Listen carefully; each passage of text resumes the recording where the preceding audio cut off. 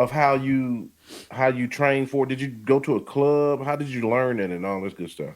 No, I didn't because actually at the time, uh, like I said, it was kind of right around COVID when I really got into it and started some of my research really on the differences between the different organizations. Obviously, the major ones out there: AKC, Hmm. NACSW.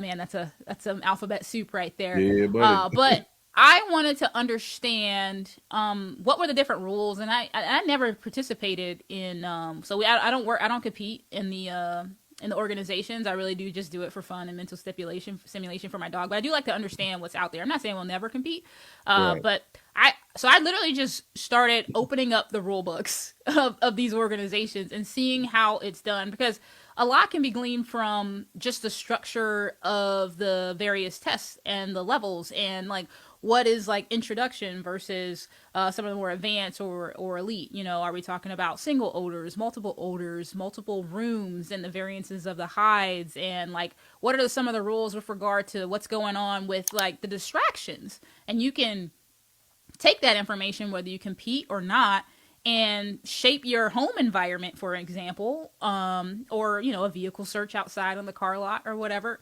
to challenge your dog in various ways. And you don't have to go high and right, you know, right away. Like start at a level to keep it enjoyable for both you and your dog. Because if you're having success, most likely you're going to continue. And consistency, I think, is one of the biggest key components to training your dog in any aspect, whether it be scent work or something as basic as a sit.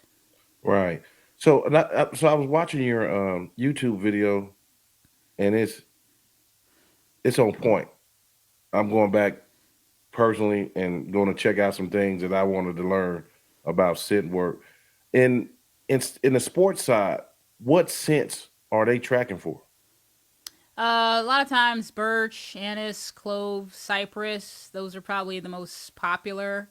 Yeah, so a lot of folks start with birch as an introductory scent.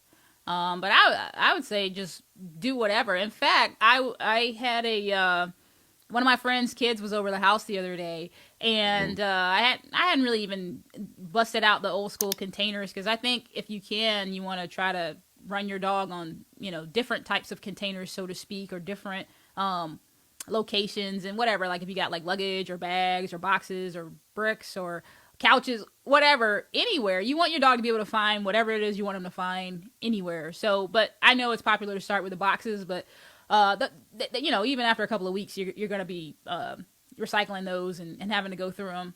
So anyway, the kid was over there and he's like, "Hey, can I play with your dog?" And of course, eventually, you somehow always end up doing this hide and seek type game. And I was like, Hmm. "Hey," I was just trying to explain to him, like, "Hey, these are the basics of how you can get him to find the thing that you want to find."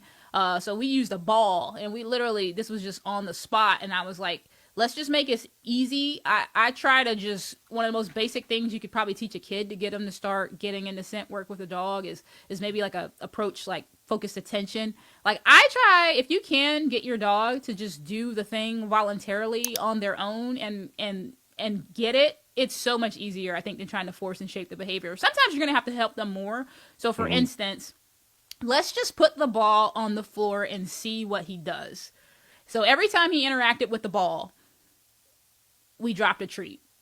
You know, we dropped the Okay. treat. If you want to get more specific, you can literally drop it right next to the ball. But depending on your dog, they might be able to generalize what's happening. It's that contact with the ball that's getting me the treat. If they figure that out, great. Move the ball somewhere else, make them sit, like, keep it in their eyesight initially. Like, I think one thing that I've seen in the questions I get on my YouTube channel is I feel like folks try to accelerate the progress way too quickly. And I'm like, Hmm. dogs don't generalize as well as people do. So if you can Right. just take it step by step, and then if you find your dog is getting frustrated or even you're getting frustrated, then just go back a step.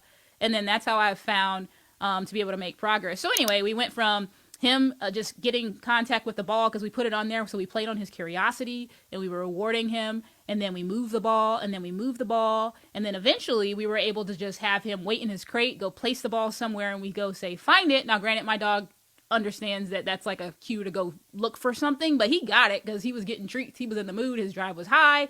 So it was all good. And sure enough, he found it. And this was all in the span of maybe like 5, 10 minutes or less. just playing to the dog's curiosity, rewarding him, keeping it positive. Like, this isn't a drag. Like, look at these people. I can't believe they're rewarding me for finding this ball. I mean, it's so easy.